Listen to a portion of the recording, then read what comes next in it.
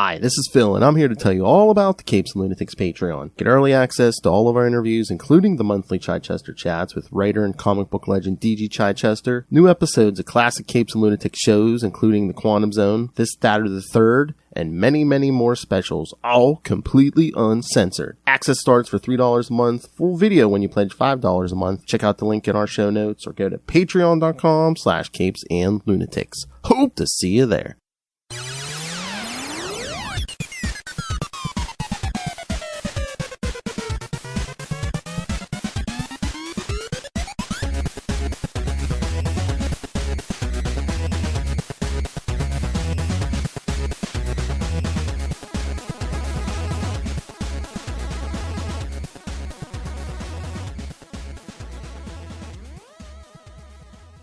Hello and welcome once again to Superconnectivity. I'm your host, Charlie the Professor Esser, and with me as always is my skinny rich friend. It's Mozz. Hey, welcome, Mozz. Mozz, you have seen what could be the hottest film out there right now. No, not John Wick #4, but Dungeons & Dragons: Honor Among Thieves. Now, I've not seen this, but I have been doing research into it so we can talk intelligently about it. But why don't you start and just tell us what happens? Spoilers away. I was blown away by this movie. I did not expect it to be anywhere near as good as it was. It really reminded me of the first Guardians movie. There were characters we'd never seen before, but you instantly fall in love with them and you want them to be around forever and you want more stories with them. And they go gallivanting from locale to locale, completing different parts of different quests to end up on the final big thing that they need to accomplish. So there's all sorts of great little set pieces. The actors are phenomenal. And what I wasn't expecting was it is a laugh a minute and like gut bustingly laughing out loud. I mean, I missed so many jokes because I was laughing so loud. Hugh Grant is absolutely wonderful. He's got such a sharp sarcasm, and it's just perfect for him, but he pulls it off really well. He's like a bad guy, but you're rooting for him the whole time. You're like, yeah, I know, but come on. He should be the president, you know? It's absolutely, absolutely wonderful. And the bad guy, the Red Wizard, is so unbelievably creepy in moments, in like a weird, you can't explain why, but like your insides shudder when the wizard does her thing. It's really creepy. And the fact that they made like, the female character, like the bumbling barbarian, is so hilarious. And Michelle Rodriguez pulls it off so well. It's really just like a tour de force. Everybody's really, really good. All the acting is phenomenal. It moves really well. It's 2 hours and 14 minutes, but doesn't feel like it at all. And you're the whole way over. And these characters you've never met before, instantly you're like, I get it. I'm with you. I'm there. I feel what you're scared of. I'm concerned about it too. You care about what's happening on the screen. And all the little nods to pop culture. And if you grew up playing Dungeons and Dragons, you're like, oh, that's my favorite spell. Oh, there's Mage Hand. And all these little things that you remember as you're going that are really, and then the interesting ways they solve problems. It's all of us that have ever played Dungeons and Dragons had goofy ideas. Well, if I use this spell, this animal can do this, and I can get out of this situation. All these sorts of little mechanics were there, and so satisfying to watch on live screen. Absolutely loved it. I thought it was one of the best movies I've seen so far this year. I mean, and that's a lot of what I'm hearing about from reviews. And one of the most interesting things to me for what I'm hearing from reviews is this idea that it feels like a lot of the times the character's success or failure depends on their roles. Where, exactly what they have to do. Like sometimes they'll be doing it just fine and then all of a sudden they're not able to do it because they rolled bad, Right. You can tell, oh, that was a critical fail. Oh, that guy rolled a nat 20. Yeah. Head off exactly with the exuberant move that you wanted to do, and it lands, and everybody's like, yeah. Nailed it. And I'm hearing, like, as an example, so there are times where what I hear is and this is something I really appreciate as a person who has been a storyteller, has been a dungeon master. Just the idea of how you want the characters to follow a path, and then the characters go off on like little side quests, and you got to sort of like entertain that. And it just seems really enjoyable. It seems fun. It seems like it's a love letter to D&D, which I think is what D&D always needed. Yeah. And this is the thing. I think that drama and humor and that Marvel method, where you have the drama, you have the humor, that is something that is well defined now, and a lot of people do it, and it's okay, it's good. But I think there's a secondary aspect when you're playing Dungeons and Dragons, where there's this feeling of interpersonal connection. And along those lines, again, one of the things people said was, you only spend time with the core group for the most part. You don't get a lot of extraneous people, extraneous things happening. It's just them and their quest. You have a few NPCs who come in, and one of the people, I guess, is like, I don't know his name, but he's the guy who doesn't like sarcasm. And someone pointed out that he always walks in straight lines, and, just everything. What a great character. Like, it's hard to pull that personality off. The paladins that we all hated on our adventures, the paladins who would never let you do the bad thing you wanted to do. No, because I have, the might of some god and I'm charged to do good and stop blah, blah, blah. Oh, I hated those players. All added to the drama. It was fun. You needed that sort of confrontation to compromise and move forward and whatnot. It makes things fun.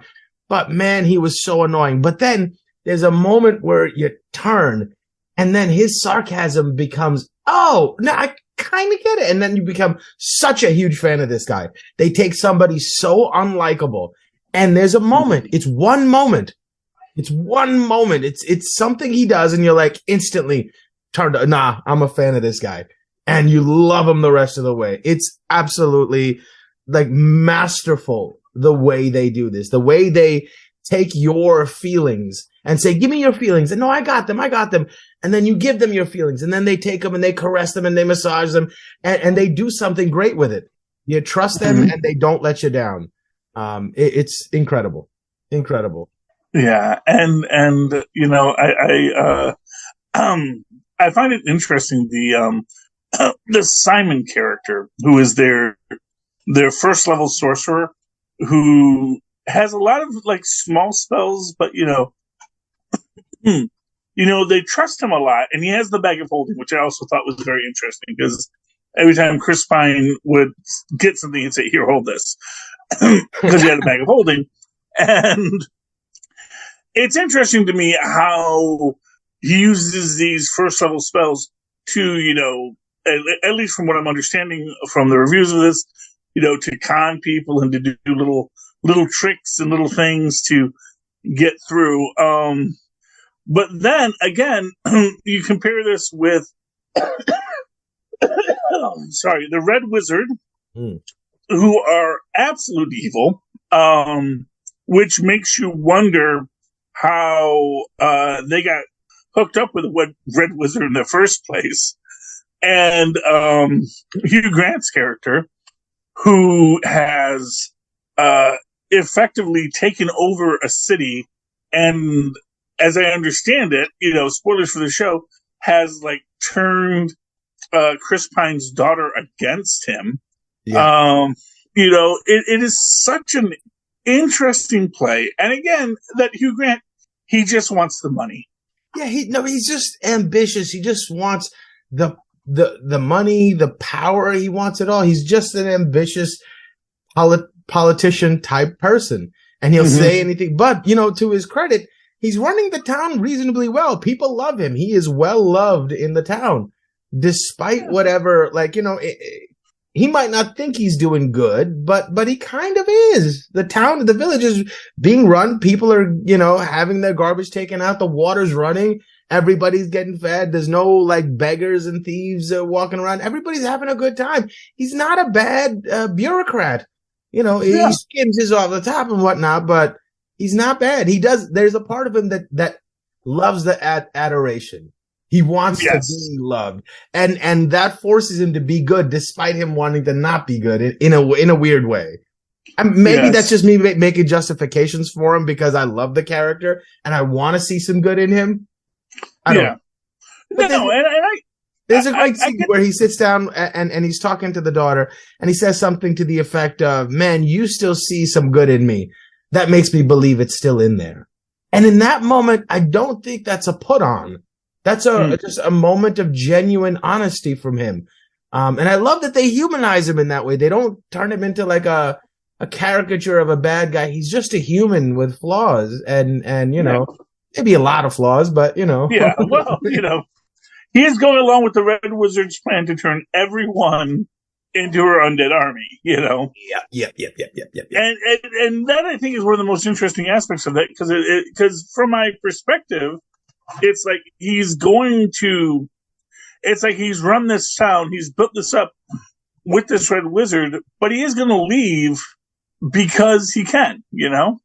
Also because he can't really say. What other choice does he have? He's just a mere mortal. Mm-hmm. Right? I mean, like, yeah. If they gave you and your family an out of a disaster, you'd probably take it, right? So, I mean, I don't know if anyone has the high horse to stand on to say, "Oh, you should," you know, like, it was you and your, you know, stuff, you'd probably take the deal too. Oh, yeah. Well, he's also stealing all the money before he leaves, so that's the. Wait, but hold on. What are the undead going to do with a bunch of money? Fair enough. You know? Fair enough, Mozz. You've convinced me. You're a zombie. What do you want with all the money? I mean, you know, might as well use it. Anyway, but yeah, I mean, it sounds like such a really fascinating show. I'm excited. You know, I do want to see Ms. Gomez play this barbarian because honestly, the idea that so you can make your arguments that having the female barbarian, you know, is kind of you know, it's like, oh, of course they made the lady the barbarian, but I think first off, she looks like she pulls it off, and not for nothing, Chris Pine. That's sort of his thing now, is he stands next to much larger women who are really, you know, and not to diminish Chris Pine, but it's like, you know, it's like, yeah, no, there are very large people out there, and I love the barbarians as a class, right? And that was the great thing about D&D. You could be something you're not, right? So like there were always people being like the version of themselves that they don't get a chance to be. So like all bets are off when it comes to Dungeons and Dragons, right? So and that I thought was really cool. Yeah, and that's what I like. I mean, that's why I'm very excited about seeing this. I really should have seen it this last weekend. It's just, you know, I have so little time anymore to do things. Make sure you bring your laughing pants. Yes. Well, you know, it's just so hard to drink as much beer as I want to in a day and cook and clean and go to movies. And it's like, okay. Yeah, that's when we start getting into the business of how do I sneak in 6 beers in my jacket? Yeah, well, you know, I'll be honest with you. It's not a bad idea, but it will make you have to leave mid-film. Oh, you cannot. Beer is not soda. Beer, your body knows. No, this is poison you drink. We do have to get rid of that, sir. Yeah. 2 hours and 14 minutes. No, we're not waiting. But no, I am so excited about this film, and it really looks fun. I really hope they get part 2. I love the fact that they do have the 80s cartoon characters in it, even as cameos. Oh, I didn't even catch that. Oh yeah, that's a big thing for those who are into it. Yeah, I'm sure there's so much stuff that I missed because I was laughing too hard. The Tom Morello was in there, right? He was in the crowd at one of these. He made a little cameo, which was really nice to see because he's a big Dungeons and Dragons head. Yeah, well, I mean, there's references to Critical Role and all of the things that are in the zeitgeist of Dungeons and Dragons right now that I wouldn't even get because I don't watch Critical Role. I mean, I'm sure they're all great shows to watch, you know. But you know me, I got to get my deep lore. I can't watch people play a game, you know. It's like But anyway, it just sounds so much fun, and I really hope this makes a lot of money. I think so, because like it was before we went to see the movie, we just checked the Rotten Tomatoes like we always do, and it was a 90 from the critics and an 89 from the fans. I was like, oh my god, when does a movie have that kind of agreement between the critics and the fans? Wow! So I've been hearing that critics have been lampooning it, but I guess fans have been liking it. The critics have been liking it. Okay, well, good. Well, and that's what's good, and that restores my faith in criticism, even though maybe I shouldn't. But I do feel that like 90% of criticism is being able to take a film that is not your cup of tea, not your bailiwick, but say, oh no, I get it. I see why people like this. I see why people want to go see this. And saying, okay, cool, let's see how it goes. Or saying, I see what's good about this, and I can see how the people who are fans of this will like it. And and I do think that the fans are going to like it, because it does seem like it's got all the nerding in all the right places at all the right times. Yeah. And I'm hoping to see the sequel. And really good action too. Like the only two movies I can compare it to is like the surprise I got by loving it so much. The last time I felt that was when I watched Guardians of the Galaxy. I'd never heard of this team before. I'd never heard of any of these characters, but they were instantly part of the world from that movie. I was like, oh my god, these guys are awesome. Their chemistry is great. You get their bond, you get their group, and you want them to succeed. And then the level of comedy and action coexisting so beautifully together. Last time I saw that was Shaun of the Dead. And I know that's terribly high praise, but it made me feel that good. I'll allow it. And you're not the first person that I've heard make that Guardians of the Galaxy comparison of the ragtag group that, led by a handsome Chris, with family issues, and with a BA warrior woman at his side, a person who takes everything literally, and yes, she was not as bad as Drax, but yeah, on that same line, and then you have your nature spirit, I guess is what they're saying for the druid character. The druid she's a tiefling. Tiefling. Yeah. That's how they. I never know where to put a long or a short eye. Anyway, but she's a druid tiefling who becomes a owl bear. Owl bears! Oh my god! It was so cool to see the owl bear. Mm-hmm. You always and I was really nice to see the owl bear, because on the last adventure I ran, we had to fight an owl bear, and it just sounded like the coolest creature. Now it's like, oh my god, it's exactly as cool as I thought it was. Well, I like the fact that she can like wild shape into a lot of things, and that like at one point she wild shapes into a worm, which is like really, to me it's like really interesting how they're going to play with how you can do these shape-shifting things and get out of situations, escape from places because you can do that. How valuable it can be, and what they do with like portals and mirrors. It's so cool. So cool. Yeah. It just sounds like a good film, and I'm really glad to see it. Anyway, moving on in the world, because there is other news in the world today is, of course, the new Blue Beetle trailer has dropped, and there's a lot of positive talk about this. I get the feeling that this is one of the films that James Gunn wants to be kind of a selling point for his larger DCU. That, you're going to have, again, interestingly enough, these non-DC characters, because of course Blue Beetle it's actually a Fox Comics that then became a Charlton Comics character and eventually got to DC. Interesting. Yeah. And they do reference all three of his iterations in there, because you have the original, Garrett version. Like if you watch the trailer, it's like I'm watching all the Easter egg trailer breakdowns, from people who are much smarter than me, that I can then steal their ideas and sound smart myself.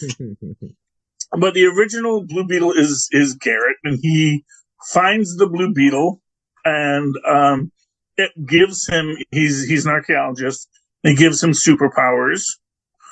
And then the second Blue Beetle is Ted Cord, who starts out as a grad student and inherits the Blue Beetle, but he never liked to use the Blue Beetle because he didn't understand how it worked and he didn't trust it.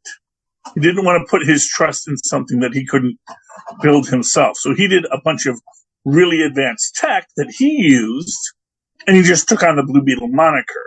Interesting. And then Reyes, who's the new guy, he's the first one to actually integrate with the Blue Beetle, and this is something in a very much later version of the Blue Beetle's mythos that they're giving to him, where he's almost in a symbiotic relationship with it. Right, so it seems to have its own consciousness, yes? Mm-hmm.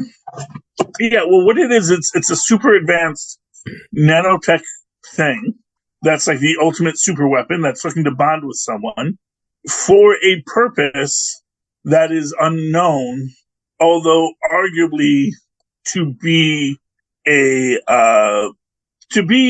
villainous device in the comics. That it's from this species that basically this was something that they would send in to soften up a world, is they would send it in to destroy things. And this is why the Blue Beetles and the Green Lanterns had a history of antagonism. But I believe at the current moment, and I could be wrong on this completely, the Blue Beetle entities, like the culture that spawned them, no longer exists. Oh. So these things are just these super weapons that are just lying out in the universe, waiting to be triggered for no particular reason. It's kind of like the situation in the Middle East. So all these weapons left there, and Yeah, you got these landmines and the like, and it's all just there waiting for some teenage kid to step on him. But in this case, they get superpowers, so good on that, I guess. But one of the biggest controversy that we'll say right now is when they're talking, because they do have that talking about superheroes moment, as you do in a superheroic world. And that's an important thing to remember. This is a world with superheroes already. This isn't like, oh my gosh, I'm the first person to have superpowers. This is like the world knows that, in other cities there are superheroes. There are these beings with amazing powers. And George Lopez, who is rocking just an amazing goatee in this. And I don't know if that's fake. I want to believe that he grew it himself. And I'll say this much. If you cut the most recent episode of The Mandalorian, you know that that's really Jack Black's beard. Spoilers for Mandalorian. That came out today, right? Oh, I haven't seen that yet. Oh, it's worth it. Oh, it's a good episode. Yes, Jack Black's in it. So that's your Jack Black, or like a reference? Actual Jack Black. Really? Jack Black got his Star Wars character. Lizzo's in it as well. Tell me he's a Wookiee. I'm not going to spoil it for you. Oh. I'm not going to spoil it for you. It's very good. I feel like it would be a Wookiee.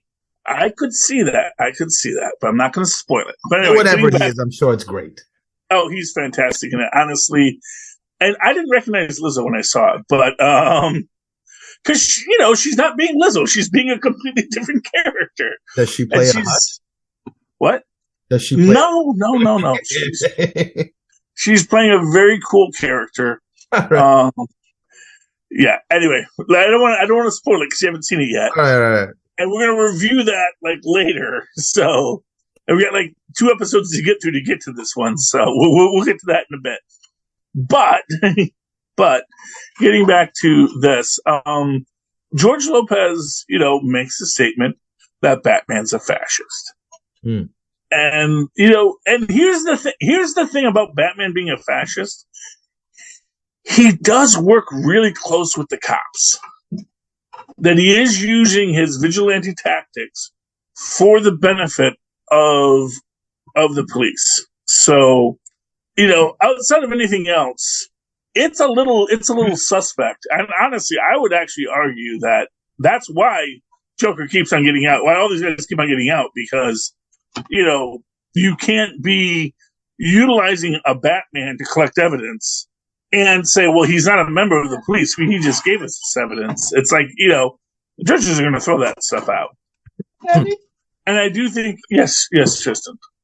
I'm sorry, but I ate the other two chocolates, but I don't really like the nougat one. Okay, you can give me the nougat chocolate Easter thing. Okay. Thank you, Daddy. Thank you. There's the curse of being a dad. If they get something they don't like, you have to eat it. That's fine. It's a nougat-filled chocolate egg. I mean, like, there's a point where you have to stop, right? Like, it's good to be nice and, bleeding heart and blah, blah, blah. But, like, that guy's a bank robber. If he broke his arm, I'm really not that mad, right? And that word fascist gets thrown around way too liberally these days. So, I mean, like, you want to use your words, actually think about what you mean before you say it and maybe describe what you really feel, and maybe it'd make sense. But calling Batman a fascist, I think, is taken a couple of steps too far. Well, and I'm not disinclined to agree with you because, again, but this is also the reality that we have knowledge that others don't, which is that when you are the person who just observes what's happening as an observer of these universes, you don't know that Batman's Bruce Wayne. You just know that there's a guy who punches people. I mean, bank robbers and kidnappers and rapists. Well, that's what the police say, and that's the thing. I mean but that's always the thing. It's like there's always these qualities to it, and also to the point that just because a fascist punches bad guys doesn't mean they're not a fascist, and it goes to what does fascist mean then? How is Batman a fascist? Well, he uses extrajudicial means to support a status quo. That doesn't make him fascist. I mean, arguably, yeah. As a corporate goon, sure, perhaps. Yeah, as you play with different, but this is also where you get into this idea of there are certain points where having an etymological argument actually just weakens the counter argument. So when you say you can't call me X because X is technically this, you're not actually saying you're not something equally bad.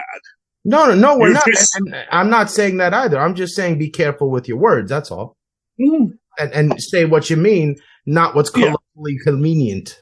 Well, but at the same time, if you are communicating an idea, and the idea is communicated by the word you're using, maybe the words are good enough. No. We have to protect the English language. We have to protect. We have to say, okay, this is what this means. I can't just tomorrow start calling an orange an apple because I feel like it. Well, here's what I'll say: you can, but whether or not people agree with you is going to be the test for the English language. And let me just make this statement: as a fan of consonants, I wholly embrace the ambiguity they bring to language. And this is a fun fact, because I just had a whole conversation about contronyms yesterday with I want to say it was actually it was Lizzo, ironically enough, where it said that Lizzo drops line of trans-friendly clothing. And I got confused by that. Then I remembered, oh no, drops means produces as opposed to drops meaning disavows. That's funny. Yes, and it's like, oh, that's a contronym. I see what occurred there, and it's fun and it's interesting, but it is interesting how that might be read years later with people who don't know how contronyms grew and changed and evolved over the years. But when we talk about called a fascist, well, won't we all? Here's the thing: you can't worry about yourself being called a fascist if you're not a fascist. But you better be very certain you're not a fascist. No. What I think is what's sad to me is the degradation of our communication, because anybody can say any willy-nilly thing. Yeah, but you know what? Here's what I will say. There's a group of people who will accuse you of doing something that they feel guilty about. And there are people who will accuse you of things that they're afraid you're doing. And I think those are two very different groups. Or there are people who will accuse you of things because their side adores people who call out things. And that of a merit badge for doing something is really attractive to people. Meanwhile, not realizing every single one of us that lives in this city in this country that benefits all of our technology. There's about 60 to 70 slaves attached to every single person's life in order to have our cell phones and this and that. There's slaves that work for you, even though you don't want to admit it. So who are you to say you're better than anybody else, right? Let's check ourselves and recognize our own responsibility in the world before we start calling people out like we don't live in a house of glass. Well, I think the argument is recognizing that you live in a house of glass, but still understanding that you can still, that there are those. So here's what I'll say. Yes, I have a cell phone too. There is all sorts of horrors that probably came into existence because I own a cell phone. At the same time, I do see a qualitative and quantitative difference between owning a cell phone and owning a person in my home. I see a qualitative difference between owning a cell phone and, smacking someone upside the head because I don't like the way they look. Right. No, but we just pay other people to do it for us. Well, what we do is we navigate our world as it's given to us. And then we want everybody else to look at us like we have no hand in it. I'm so high and clean. No, I would argue that what it is there are things that, so for example, as an example, there's a cell phone. So here, we'll use the Dungeons and Dragons example. There is a weapon of ogre smiting that I can pick up.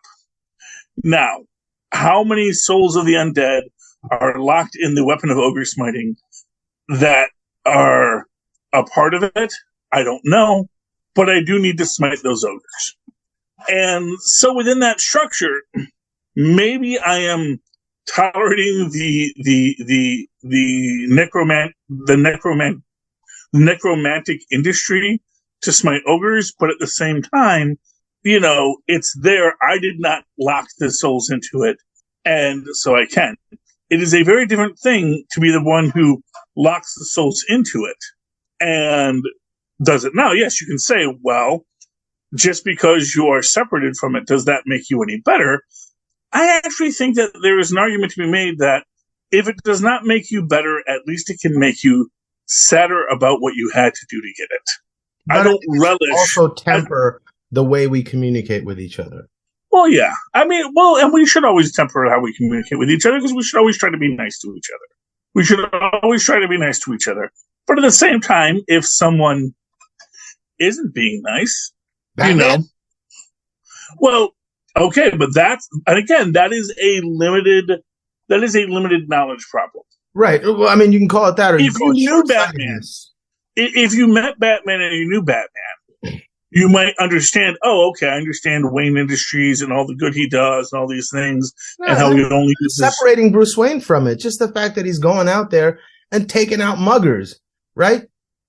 My family won't get out and get gunned down because maybe Batman will stop him. I mean, but that's the argument for so many things that lead to excessive violence against people. Because that's the argument for bad people, right? Against bad people. Well, it's the assumption that so here's here's the conundrum. Here's the conundrum at the center of it, Mozz, and because this is actually a very important point about the increase in traffic fatalities in recent years. Mm. And the reason that is theorized for this is because a lot of police officers are no longer stopping drivers for minor infractions. And what this means is fewer people are seeing people pulled over by the side of the road. Oh. Which means fewer people are monitoring their own driving because they don't see someone being stopped. Now, because they're not seeing someone being stopped, someone who might have been stopped for a minor issue because of the color of their skin. Maybe got to live another day. Meanwhile, they're putting up cameras everywhere that tax the hell out of us. And the police is making way more money than it ever did. And I guess the cops are just getting, the camera will get them. Yeah, and of course that defeats its own purpose, because that is interesting in its own sense, because then you do attack the actual speeders, but you don't actually discourage other speeders, because what causes you to discourage other speeders is having the interaction. But if the police cannot be trusted to have interactions, which unfortunately enough bad apples are spoiling the whole cart, puts us in a situation where, if you can't be trusted with stopping people, we can't let you stop people anymore. Yeah, there needs to be a more stringent process in weeding people out as far as who gets to be police. Exactly. That is the structure, and that is in its own larger argument what Batman is fighting, because one can argue that in a better policed city than Gotham, Batman doesn't even exist. Wouldn't need to. He would just support his local police and make sure they were well funded and pay all his taxes and the like. But unfortunately, we have this omniscient view of it that most people don't get. And that's why it's very easy to look at a guy who's working with the cops in a city like Gotham, which has a lot of crime and a lot of poverty. Great public schools. That's why a lot of supervillains are doctors there. Yeah, go ahead and move it. Just if you can put those in the fridge for me, I'd appreciate it. Yeah, just at least. Yeah, do something. It's fine. Sorry. It's okay. You can lay down over on this couch too. No, but I like that couch. You like that couch, except you want to lay on the other couch. Better for sleeping. Oh my! I know, that's why I sleep there. Anyway, what was I saying? Oh yes. So when you have that omniscient perspective, it gives you more understanding, but it's easy to see how people without an omniscient perspective can look at a guy like Batman and say, I think that guy's a fascist. Even if he's not, I'm going to make this assumption because I see what he does and I see what the Gotham PD, who he works with, does. And that's the thing. Part of me thinks those aren't his reasons. His reasons are it's cool to call people a fascist, and anybody I don't like is a fascist. He's a fascist. Well, that could be a part of it too. He is supposed to be a cranky old uncle, so Right. So yeah, I'm sure there's a lot of levels on the character. Final thing I want to call out, and this is an interesting bit. If you've seen the latest Spider-Verse trailer. Ooh, I haven't yet. I've heard good things. So okay, well there is a bit, and you may have seen memes about it, where apparently Arizona there because tomorrow's the last day. Yeah, I know. Well, there's 2 days because tomorrow's only Thursday, and there are 2 Arizonas in there, and there are more Arizonas, but don't worry about it. Anyway, moving right along, there is a bit there where Miguel O'Hara, because he's both Hispanic and Irish, which is not uncommon. Nope.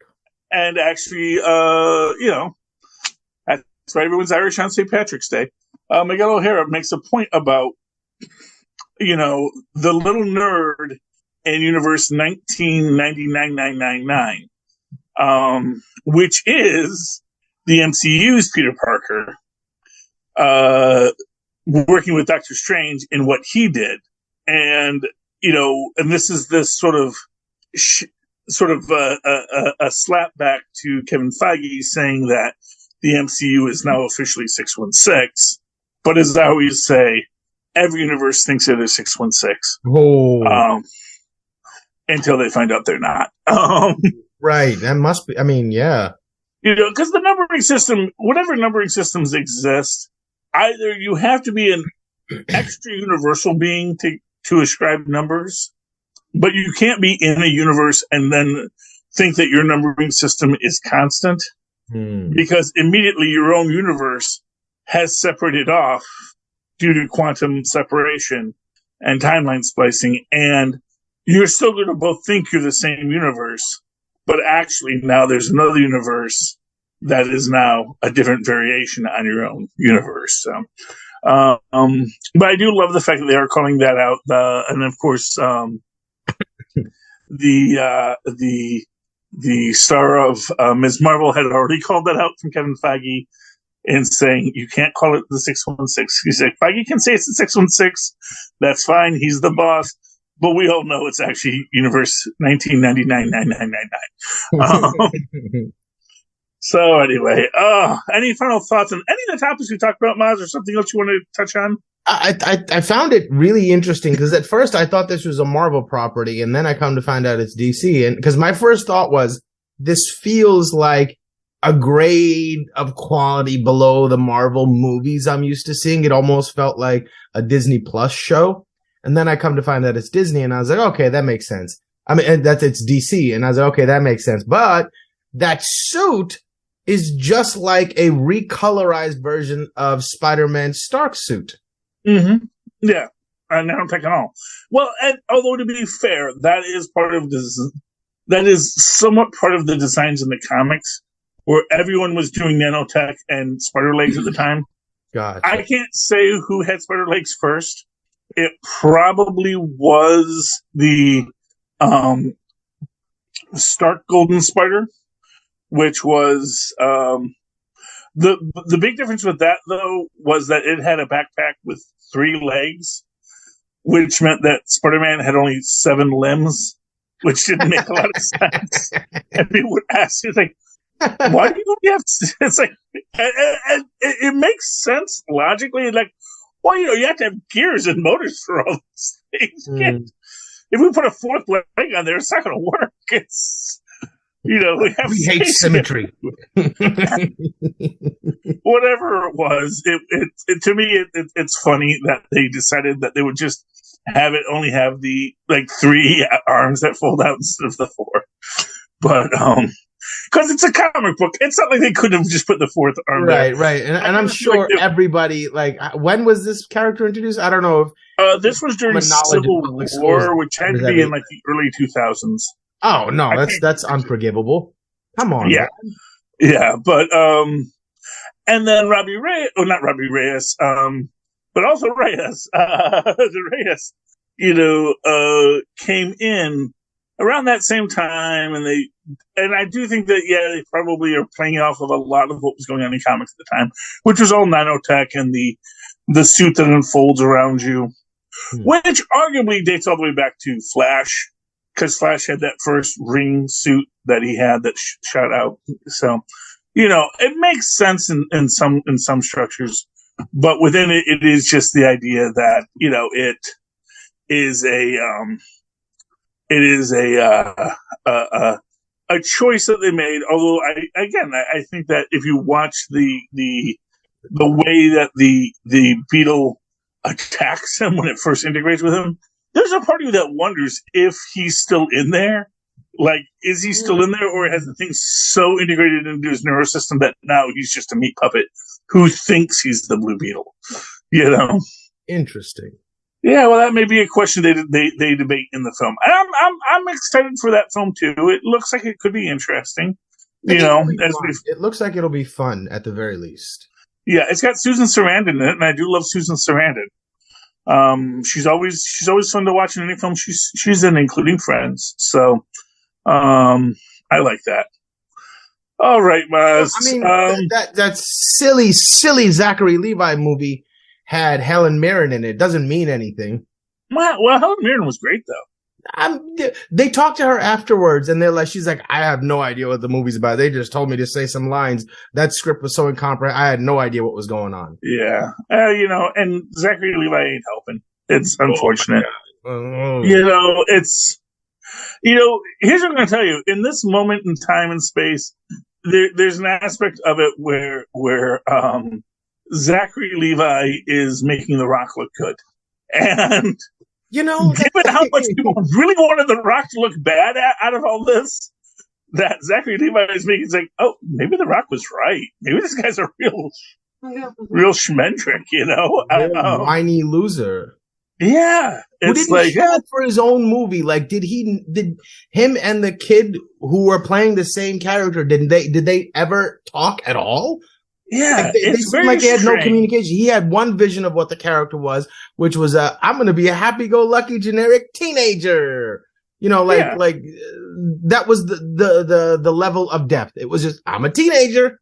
Yeah, and That's it all was the research he did into his role. He goes, pack on those stupid fake muscles and let me act like a random generic teenager. Meanwhile, this kid's putting in work, acting in scenes, and like things matter and mean something. And he goes, oh, what's over there? Yeah, well, that's the problem with that was the problem with the structure, and unfortunately, the problem with Zachary Levi probably wanting to have him more screen time. Because you probably could have done this all a lot better with Billy Batson being the one that gets devoured. Yeah. And his family having to deal with that. And honestly, I think the actor who plays Billy Batson probably could have carried the film a lot better. But, and especially, like I said, after Zachary Levi comes out and just starts trashing everybody for no good reason. He could have just said, well, it's like, we enjoyed it.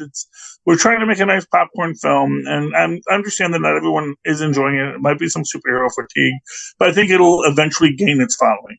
There's lots of ways you can spin a bad film, But to expect us, the audience, to pretend with you that it wasn't a bad film, that's asking a lot, man. Yeah, it's just, it's rough. It's rough. And I fear for that. I hope that's the last time we see any stupid suit with giant, obviously fake muscles. It's the dumbest decision. Whoever approved that should be fired and should never work in the industry again. Yeah. Absolute god-awful decision making. I mean, yeah, I'm not going to disagree. There's always some padding that goes on any of these suits. Right. But make it a little bit discreet. Well, it's not like you can't send the guy into the gym to get a bit swole, Right. But how is it goes, and then you have a pencil neck, and everybody else went to the gym for a role. This guy couldn't even be bothered to do any research, couldn't be bothered to go to the gym. All he wants to do is complain. Yeah. And that's the real tragedy. And that's why Shazam Fury of the Gods did worse than the film they set up to fail, which was Black Adam. You kind of get the feeling that there was this real energy to say, let's make Black Adam the scapegoat. We'll say that Black Adam was way over budget and it was awful, and this is everything that went wrong. And it wound up making more than $200 million. It did okay, not as well as they wanted it to, not as well as the bookkeepers could cook the books for it.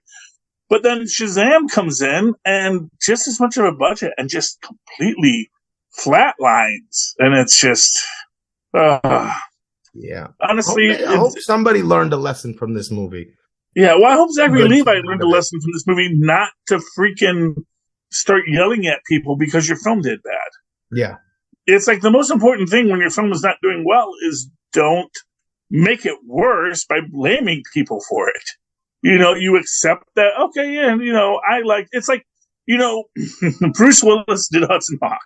I never heard Bruce Willis say, you know what, I wanted to do a much better film, but the suits or the someone's made it this. He was like, I don't know, man, I made a film. I really tried to do a good job. I'm sorry if you didn't like it. I would have respected that. Yeah, and not for nothing. That's why Bruce Willis has respect in Hollywood. Because when he makes a bomb, he's like, oh, I guess other people didn't like it as much as I did, so that's okay. I tried. I tried, and I respect Seth Rogen when he comes out and says, I do want people to know when you make these hard criticisms of our films, it really does hurt us.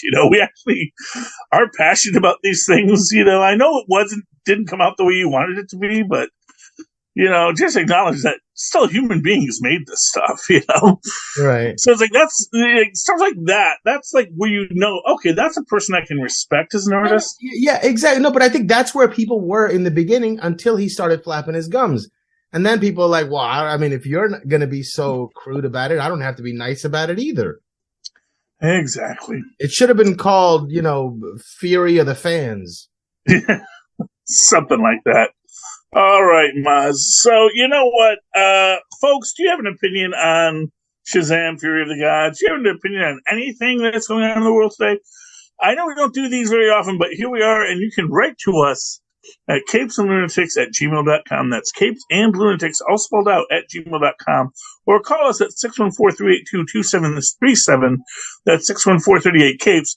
Give us all your thoughts, all of your feelings about all of the things that are bugging you about the world of superheroes and other genre media today. Likewise, go down into our show notes, go to Linktree, linktr.ee/CapesandLunatics, again, all spelled out, where you can find all of our merch, our Patreon, and our Cash App, if you just want to give us money. And if they do that, or even if they don't, Mozz, how can they find you to talk to you specifically about how awesome you are? Well, they can email me at mozzmanzor@gmail.com or find me on Facebook under Mozz Manzor. That's MOZZMANZOOR. And, of course, you can always write to me in that old-fashioned email way, the way our mothers and fathers once did, at superconnectivityblog@gmail.com. That's superconnectivityblog, all one word, @gmail.com. And, of course, follow me on the Twitters. I live tweet things when I feel like it, like I did Krypton years ago when it first came out. I was very excited about it for a week. At Charlie Esser. That's CharlieEssser. Look for the 2 E's in the middle. For quality. Bing. Thank you, Mozz. All right, dear friends, you've come to the end of another adventurous time connecting all the dots between all the universes. I hope you've enjoyed it. Please come back again next week to Super Connect with us again. Good night.